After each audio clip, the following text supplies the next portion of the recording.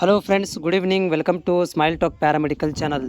Friends, ನೀವೇನಾದರೂ SSLC ಮತ್ತು PUC ನಂತರ ನೀವು ಎಕ್ಸ್ರೇ ಟೆಕ್ನಿಷಿಯನ್ ಕೋರ್ಸ್ ಮಾಡಬೇಕಂತ ಮನಸ್ಸಲ್ಲಿ ಇದ್ದಿದ್ದರೆ ಪ್ಯಾರಾಮೆಡಿಕಲ್ ಬೋರ್ಡ್ ವತಿಯಿಂದ ನೀವೇನಾದರೂ imaging technology, X ray technology course ಮಾಡಬೇಕಂತ ಬಯಸಿದರೆ, ಜೊತೆಗೆ ನೀವೇನಾದರೂ ಗೂಗಲ್ ಒಳಗಡೆ X ray technicians good or bad ಅಂತ ಏನಾದರೂ ಸರ್ಚ್ ಮಾಡ್ತಾ ಇದ್ದರೆ, ಸೊ ಈ ವಿಡಿಯೋ ನಿಮಗೆ ಯೂಸ್ಫುಲ್ ಆಗುತ್ತೆ.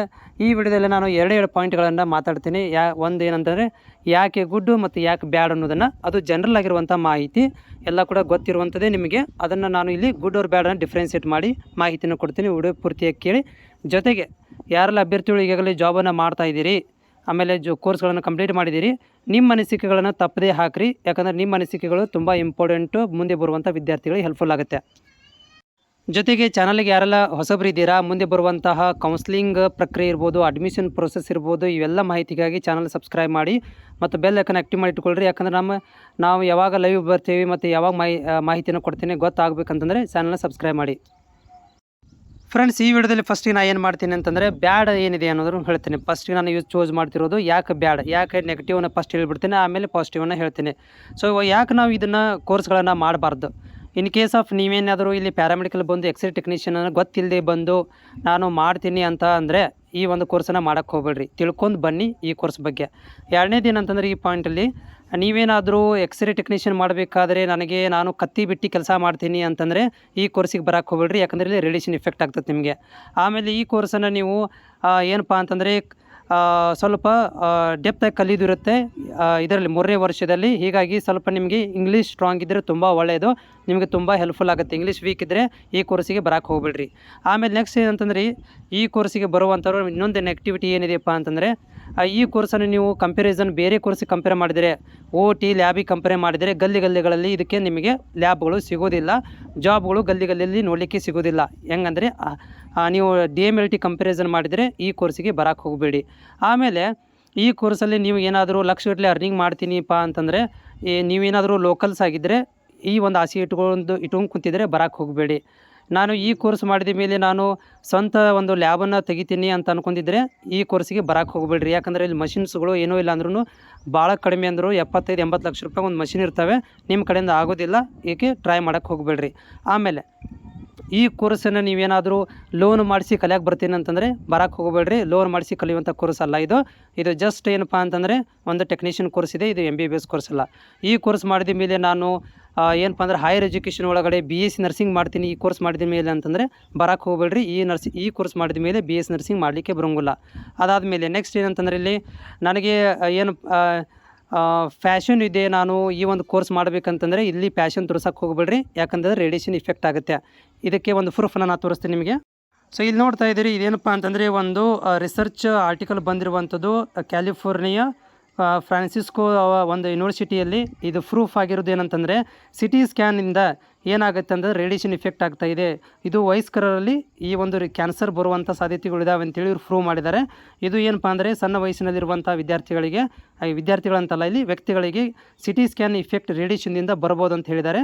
ಸೊ ಇದು ಒಂದು ಏನಪ್ಪ ಅಂದರೆ ನೆಗೆಟಿವಿಟಿ ಆಗ್ಬೋದು ನಿಮಗೆ. ಯಾಕಂತಂದರೆ ನೀವೇನಾದರೂ ಬೇಜಾರು ಬಿಟ್ಟು ಮಾಡಿಕೊಂಡು ಆಮೇಲೆ ನೆಗ್ಲಿಜೆನ್ಸಿ ಏನಾದರೂ ಎಕ್ಸ್ರೇ ತೆಗಿಬೇಕಾದ್ರೆ ಮಷಿನ್ ಜೊತೆಗೆ ಆಪ್ರೇಟ್ ಮಾಡಬೇಕಾದ್ರೆ ನೀವು ಪ್ರಿಕಾಷನ್ ತೊಗೊಳ್ಳಿಲ್ಲ ಅಂದರೆ ನಿಮಗೆ ಕ್ಯಾನ್ಸರ್ ಬರ್ಬೋದು ಇದರ ಪ್ರಕಾರ. ನೆಕ್ಸ್ಟ್ ನಿಮ್ಗೆ ಯಾರೋ ಹೇಳಿದ್ದಾರೆ ಏನಪ್ಪ ಅಂತಂದರೆ ಇದರಿಂದ ಕ್ಯಾನ್ಸರ್ ಬರ್ತವೆ, ಇದು ಬರ್ತವೆ ಅಂತಂದರೂ ಕೂಡ ಏನಪ್ಪ ಅಂದರೆ ಅದು ಡಿಪೆಂಡ್ ಆಗುತ್ತೆ. ನೀವೇನಾದರೂ ಕರೆಕ್ಟಾಗಿ ಪ್ರೊಸೀಜರ್ಗಳನ್ನು, ಕರೆಕ್ಟಾದಂಥ ಒಂದು ಪ್ರಿಕಾಷನ್ಗಳನ್ನು ನೀವು ತೊಗೊಳ್ಳಿಕ್ಕೆ ತಯಾರಿಲ್ಲ ಅಂತಂದರೆ ಈ ಒಂದು ಕೋರ್ಸ್ಗಳಿಗೆ ಬರೋಕ್ಕೆ ಹೋಗಬೇಡ್ರಿ. ಇಲ್ಲಿ ನಿಮ್ಮ ಒಂದು ಆ್ಯಟಿಟ್ಯೂಡ್ ನಡೆಯೋಂಗಿಲ್ಲ. ಆ್ಯಟಿಟ್ಯೂಡ್ ರೇಡಿಯೇಷನ್ಗಳ ಮುಂದೆ ಮಾಡಿದರೆ ನಿಮಗೆ ನಿಮ್ಮ ಆ್ಯಟಿಟ್ಯೂಡ್ಗೆ ಕ್ಯಾನ್ಸರ್ ಫ್ರೀಯಾಗಿ ಸಿಗುತ್ತೆ. ಓಕೆನಾ. ಸೊ ಇದು ಏನಂತಂದರೆ ಇದು ನೆಗೆಟಿವಿಟಿ ಆಯಿತು. ನೆಕ್ಸ್ಟ್ ಇನ್ನೊಂದು ಏನಂತಂದರೆ ಇನ್ನೊಂದೆರಡು ನೆಗೆಟಿವಿಟಿ ಹೇಳ್ಬಿಡ್ತೀನಿ. ಸೊ ನೋಡಿ, ಇದಕ್ಕೆ ಏನಪ್ಪ ಅಂದರೆ CT ಸ್ಕ್ಯಾನ್ ಎಲ್ಲಿ 10 ಲ್ಯಾಬ್ ಇರ್ತವೆ, DMLT ಮಾಡಿದ್ರಿಗೆ 10 ಲ್ಯಾಬ್ ಇದ್ದ ಕಡೆ CT ಸ್ಕ್ಯಾನ್ ಒಂದಿರುತ್ತೆ ಅಷ್ಟೇ. ಓಕೆನಾ. ಸೊ ಆಮೇಲೆ ಇದನ್ನು ನೀವು ಲ್ಯಾಬ್ಗೆ ಇದಕ್ಕೆ ಕಂಪ್ಯಾರಿಸನ್ ಮಾಡೋಕ್ಕೆ ಹೋಗ್ಬೇಡ್ರಿ. ಲ್ಯಾಬಿಗೆ ಗಲ್ಲಿಗಳಲ್ಲಿ ಲ್ಯಾಬು ಇರೋದರಿಂದ ಗಲ್ಲಿಗಳಲ್ಲಿ ನಿಮ್ಗೆ ಜಾಬ್ ಸಿಗ್ಬೋದು. CT ಸ್ಕ್ಯಾನ್ಗೆ ಎಕ್ಸ್ರೇ, MRI ಈ ಒಂದು ಮಷಿನ್ಸ್ಗಳು ತುಂಬ ವೆರಿ ರೇರ್ ಆಗಿರೋದರಿಂದ ನಿಮ್ಗಳಿಗೆ ಗಲ್ಲಿ ನೋಡಲಿಕ್ಕೆ ಸಿಗೋದಿಲ್ಲ. ಇದು ಒಂದು ನೆಗೆಟಿವಿಟಿ ಆಯಿತು. ನೆಕ್ಸ್ಟ್ ನಾನು ಪಾಸಿಟಿವಿಟಿ ಮಾತಾಡ್ತೀನಿ. ಸೊ ಪಾಸಿಟಿವ್ ಏನಿದೆ ಅಂತಂದರೆ, ಇದನ್ನು ನೀವು ಈಗ ಎಲ್ಲರೂ ಈ ಕೋರ್ಸಿಗೆ ಬರಬೇಕು. ಯಾಕೆ ಬರಬೇಕಂತಂದರೆ, ಎಲ್ಲರೂ ಲ್ಯಾಬ್ ಟೆಕ್ನಿಷಿಯನ್ ಮಾಡ್ತಾ ಹೋದರೆ ಜಾಬ್ಗಳಿಗೆ ತುಂಬ ಕಾಂಪಿಟೇಷನ್ ಆಗುತ್ತೆ, ಸ್ಯಾಲ್ರಿ ಕೂಡ ಕಡಿಮೆ ಆಗುತ್ತೆ. ಈ ಥರದಂಥ ಒಂದು ಯುನೀಕ್ ಕೋರ್ಸ್ಗಳಿಗೆ ನೀವು ಬರೋದರಿಂದ ಏನಾಗುತ್ತೆ ಅಂತಂದರೆ, ಕೋರ್ಸ್ಗಳನ್ನು ಮಾಡೋದರಿಂದ ನಿಮ್ಮಗಳಿಗೆ ಒಂದು ಸ್ಯಾಲ್ರಿ ಡಿಮಾಂಡ್ ಮಾಡ್ಕೊಳ್ಬೋದು ನೀವು. ಯಾಕಂತಂದರೆ ಭಾಳಷ್ಟು ಟೆಕ್ನಿಷಿಯನ್ಗಳು ಈ ಕೋರ್ಸಿಗೆ ಬರೋಂಗಿಲ್ಲ, ಈ ಟೆಕ್ನಿಷಿಯನ್ ಆಗಿ ಹೋಗೋದಿಲ್ಲ. ತುಂಬ ಕಡಿಮೆ ಟೆಕ್ನಿಷಿಯನ್ಗಳು ಹೊರಬಿಡುವುದರಿಂದ ಇಲ್ಲಿ ನೀವು ಸ್ಯಾಲ್ರಿ ಡಿಮಾಂಡ್ ಮಾಡ್ಕೊಳ್ಬೋದು. ಆಮೇಲೆ ನೀವಿಲ್ಲ ಅಂತಂದರೆ ನನ್ನ ಎಕ್ಸ್ರೇ ತೆಗೆಯೋರು ಯಾರು, ನನ್ನ MRI ತೆಗೆಯೋರು, ನನ್ನ ಕೈ ಕಾಲು ಮುರಿದಾಗ ನೀವೇ ನನಗೆ ಎಕ್ಸ್ರೇ ತೆಗಿಬೇಕಾಗತ್ತೆ. ಹೀಗಾಗಿ ನೀವು ಎಕ್ಸ್ರೇ ಟೆಕ್ನಿಷಿಯನ್ ಕೋರ್ಸಿಗೆ ಬರಬೇಕು. ಆಮೇಲೆ ಇಲ್ಲಿ ಪ್ರಿಕಾಷನ್ ನೀಟಾಗಿ ತೊಗೊಳ್ಳೋದ್ರಿಂದ ನಿಮಗೆ ಇಲ್ಲಿ ಯಾವುದೇ ಥರದಂಥ ರೋಗಗಳು ಏನೂ ಬರೋದಿಲ್ಲ. ಯಾರು 108 ಹೇಳಿ ನಿಮಗೆ ಇಲ್ಲಿ ಇದು ಕ್ಯಾನ್ಸರ್ ಬರುತ್ತೆ, ಟ್ಯೂಮರ್ ಬರುತ್ತೆ, ರೇಡಿಯೇಷನ್ ಇಫೆಕ್ಟ್ ಆಗುತ್ತೆ, ಮಕ್ಕಳಾಗ್ತವೆ, ಅದಾಗ್ತವೆ ಅಂತ ಹೇಳ್ತಾರಲ್ಲ, ಅದು ಯಾವುದು ಆಗೋದಿಲ್ಲ. ಎಕ್ಸಾಂಪಲ್ ನಾನು ಬೆಸ್ಟ್ ಹೇಳ್ತೀನಿ, ನಮ್ಮದೇ ಒಬ್ಬರು, ಅವ್ರಿಗೆ 3 ಮಕ್ಕಳಾಗಿದ್ದಾವೆ. ಈಗ ಬಾಯಲ್ಲಿ ಒಂದು ಹಲ್ಲು ಕೂಡ ಉದುರಿಲ್ಲ, ವಯಸ್ಸಾಗಿದೆ, ರಿಟೈರ್ಮೆಂಟ್ ಆಗ್ತಾ ಇದ್ದಾರೆ, ಏನು ರೋಗ ಇಲ್ಲ, ಒಂದು BP ಶುಗರ್ ಏನಿಲ್ಲ. ಆಯಪ್ಪ 25-30 ವರ್ಷದಿಂದ ಅಂದರೆ ಗೌರ್ಮೆಂಟ್ ಇದರಲ್ಲಿ CT ಸ್ಕ್ಯಾನ್ ಟೆಕ್ನಿಷಿಯನ್ ಕೆಲಸ ಮಾಡಿದ್ದಾನೆ, ರಿಟೈರ್ಮೆಂಟ್ ಬಂದಿದ್ದಾನೆ, ಯಾವುದೇ ಥರಂಥ ರೋಗ ಇಲ್ಲ. ಓಕೆನಾ. ಸೊ ಯಾಕಂತಂದರೆ ಪ್ರಿಕಾಷನ್ ತೊಗೊಂಡ್ರೆ ನಿಮ್ಗೆ ಏನಾಗೋದಿಲ್ಲ. ಪ್ರಿಕಾಷನ್ ತೊಗೊಳ್ಳಿಲ್ಲಪ್ಪ ಅಂತಂದರೆ ನಿಮಗೆ ಗ್ಯಾರಂಟಿ ಹೊಗೆನೇ ಆಡಿಸ್ಬಿಡ್ತದೆ ರೇಡಿಯೇಷನ್ಸ್ಗಳು. ಓಕೆನಾ. ನೀವೆಲ್ಲ ಟೆಕ್ನಿಷಿಯನ್ಸ್ ಕೋರ್ಸಿಗೆ ಯಾಕೆ ಬರಬೇಕಂತಂದರೆ ಏನಂದು ನೋಡಿ, ಹೈಯರ್ ಎಜುಕೇಷನ್ ಮಾಡ್ಕೊಂಡು ನೀವು ಏನಂದರೆ ಡಾಕ್ಟ್ರಿಗೆ, ಯಾರಪ್ಪ ಅಂದರೆ ನಮ್ಮ ರೇಡಿಯೋಲಜಿಸ್ಟ್ ಡಾಕ್ಟರ್ಸ್ ಇರ್ತಾರಲ್ಲ, ಅವ್ರುಗಳಿಗೆ ನೀವು ಅಸಿಸ್ಟೆಂಟಾಗಿ ಹೋಗ್ಬೋದು. ಆಮೇಲೆ ನಿಮ್ಗಳಿಗೆ ಮುಂದೆ MSc ಇದು ಮಾಡಿದರೆ ನೀವು ಲೆಕ್ಚರಾಗಿ ಬರ್ಬೋದು. ಆಮೇಲೆ ಏನಾದರೂ ಹೈಯರ್ ಎಜುಕೇಷನ್ ಮಾಡ್ಕೊಂಡು ನೀವು ಅಬ್ರಾಡಲ್ಲಿ ಕೂಡ ನೀವು ಆಪರ್ಚುನಿಟಿಗಳನ್ನು ಪಡ್ಕೊಳ್ಬೋದು.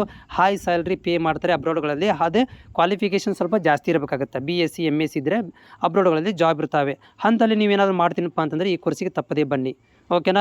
ಏನಾದರೂ ಡೌಟ್ಗಳು ಇದರಲ್ಲಿ ನನ್ನ ಒಂದಷ್ಟು ಮಾತುಗಳು ಏನಾದರೂ ಮಿಸ್ ಆಗಿದ್ದರೆ, ಜಾಸ್ತಿ ಆಗಿದ್ದರೆ, ನಿಮ್ಮ ಅನಿಸಿಕೆ ಏನಿದೆ ಅನ್ನೋದು ತಪ್ಪದೇ ನಮಗೆ ಕಾಮೆಂಟ್ಸ್ ಮುಖಾಂತರ ತಿಳಿಸಿ.